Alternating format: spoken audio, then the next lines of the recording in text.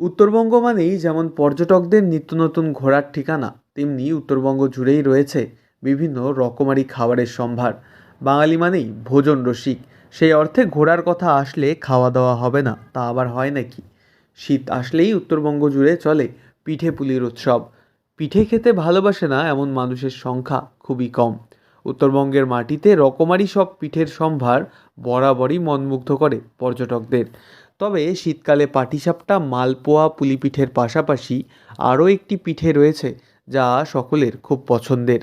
অনেকে সন্ধেবেলায় চায়ের সাথে স্ন্যাক্স হিসেবেও এই পিঠে খেয়ে থাকে। সাদা সাদা বাটির মতো দেখতে এই পিঠে সকলের কাছে ভাপা পিঠে নামে পরিচিত। বর্তমানে উত্তরবঙ্গের পাহাড় থেকে শুরু করে সমতল সব জায়গাতেই রাস্তার ধারেই এই ভাপা পিঠে বিক্রি করে বেশ কিছু স্থানীয় বাসিন্দারা। সন্ধ্যা হলেই এই ভাপা পিঠের দোকানে ভিড় জমায় 8 থেকে 80 সকলেই। স্বাদে গুণে ভরপুর এই ভাপা পিঠে বরাবরই সকলের পছন্দের। এই প্রসঙ্গে এক ভাপা পিঠে বিক্রেতা বিশ্বজিৎ কুণ্ডু বলেন, এই পিঠে খেলে কোনো ক্ষতি নেই। স্বাদে গুণে ভরপুর এই পিঠে সকলেই বেশ পছন্দ করে।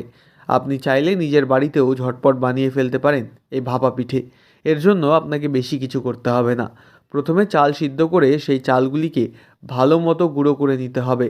এরপর একটি বাটি নিয়ে তার মধ্যে অর্ধেক চালের গুঁড়ো দিয়ে মাঝে আপনি আপনার মনের পছন্দ মতো স্টাফিং করতে পারেন। আপনি চাইলে কাজু, কিশমিশ, একটু গুড় এবং নারকেল দিয়ে এটির ওপরে আবার একটু চালের গুঁড়ো দিয়ে ভালো মতো চেপে দিয়ে যে কোনো পাত্রে গরম জল বসিয়ে তার ওপর এটিকে ভাপতে হবে।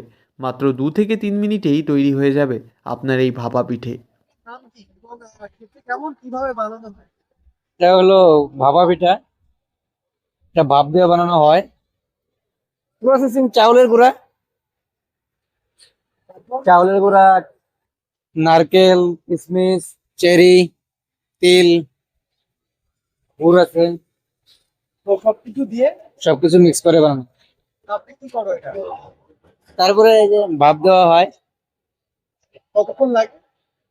1 মিনিটে 5টা হয়।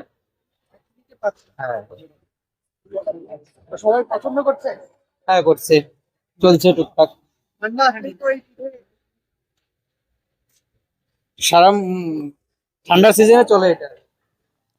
অন্যদিকে এই প্রসঙ্গে পিঠাপ্রেমী ঋত্বিকা ঘোষ বলেন, বাঙালির 12 মাসে 13 পার্বণ, আর সেই অর্থেই বাঙালির কাছে পিঠা ছাড়া শীতকালটা অসম্পূর্ণ।